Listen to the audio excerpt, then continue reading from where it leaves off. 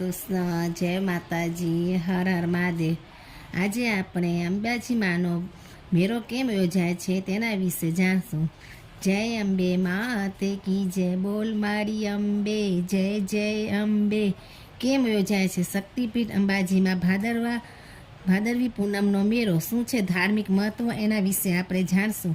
ભારતીય પંચાંગ મુજબ ભાદરવા બાદ આસો મહિનો આવે છે, જેમાં મા આદ્યશક્તિની આરાધના માટે 9 દિવસનું નવરાત્રિ થાય છે. ભાદરવી પૂનમના મેળાનું ધાર્મિક મહત્વ એ જ છે. દેશના 51 શક્તિપીઠોમાં જેનું સૌથી અગત્યનું સ્થાન છે તે શક્તિપીઠ અંબાજીમાં બનાસકાંઠા જિલ્લામાં આવેલા છે. વિશ્વની સૌથી પ્રાચીન ગિરિમાળાઓમાં બિરાજમાન મા શક્તિના શક્તિપીઠમાં માનું હૃદય વસે છે, જેના કારણે દર વર્ષે લાખો ભક્તોમાં અંબાના દર્શન કરવા માટે અંબાજી આવે છે. જેમાં ભાદરવી પૂનમ નિમિત્તે મા અંબાના દર્શન કરવાનું વિશેષ મહત્વ છે. લોકો પગપાળા આવી મા અંબામાના દર્શન કરી ધન્યતા અનુભવે છે. હવે કેમ યોજાય છે ભાદરવી પૂનમનો મહામેળો?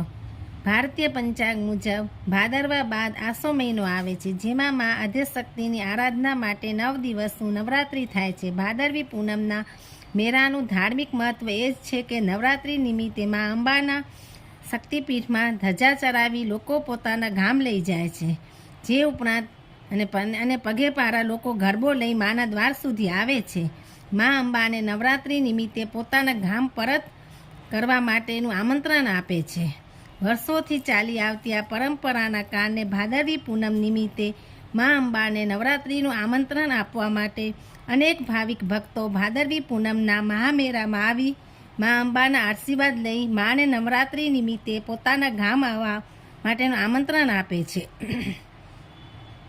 લાલ દંડા સંઘે અંબાજી પગપાત્રા યાત્રા શરૂઆત કરી હોવાનું અનુમાન છે. લાલ દંડા સંઘની પાછળ ઇતિહાસ પણ જોડાયેલો છે. કહેવાય છે કે વર્ષો અગાઉ અમદાવાદમાં જ્યારે પ્લેગ રોગ ફાટી નીકળ્યો હતો, ત્યારે તત્કાલીન નગર શેઠ દ્વારા અંબાની બાધા રાખવામાં આવી હતી કે જો શહેરમાંથી પ્લેગ રોગ નાબૂદ થઈ જશે તો તેઓમાં અંબાના દર્શને આવશે. ભાદરવી પૂનમના નગરના બ્રાહ્મણો સંગ લઈ અંબાના સાનિધ્યમાં આવશે, જેને પગલે વર્ષો અમદાવાદથી 5 બ્રાહ્મણો અંબાજી પગપાળા આવ્યા હતા. દાંતા રાજવી પરિવાર વર્ષોથી અંબાજી આવતા લાલ દંડા સંઘને તમામ સુવિધાઓ કરી આપે છે. આજે પણ આ પરંપરા અવિરત ચાલુ છે. જ્યારે પણ લાલ દંડા સંઘ દાંતા પહોંચે છે ત્યારે રાજવી પરિવાર દ્વારા તેનું ભવ્ય સ્વાગત કરવામાં આવે છે.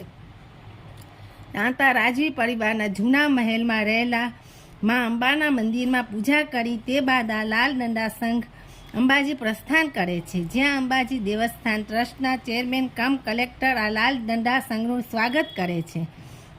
માને નવરાત્રિ નિમિત્તે આમંત્રણ આપવા આજે પણ લાખો ભક્તો પગપાળા આવે છે. અંબાજી આધુનિક યુગમાં પણ લોકોની આસ્થા અકબંધ રાખે છે. દર વર્ષે યોજાતા ભાદરવી પૂનમના મેળામાં 30 લાખથી વધુ માઈ ભક્તોએ મા અંબાના દર્શન કરી નવરાત્રિ નિમિત્તે પોતાના ગામ પધારવા અંબા માને આમંત્રણ આપે છે. આજે પણ જ્યારે ભાદરવી પૂનમનો મેળો યોજાય છે ત્યારે ગુજરાત જ નહીં પરંતુ અન્ય રાજ્યોમાંથી પણ લોકો પગપાળા આવી મા અંબાના દર્શન કરે છે. પોતાની જે પણ મનોકામના છે તેમાં આગળ મૂકે છે અને તે પૂર્ણ થતાં જ લોકો કઠિન પદયાત્રા કરી મા અંબાના દર્શન કરી ધન્યતા અનુભવે છે. જય શ્રી કૃષ્ણ, જય માતાજી, હર હર મહાદેવ. બોલો અંબે માતે કી જય.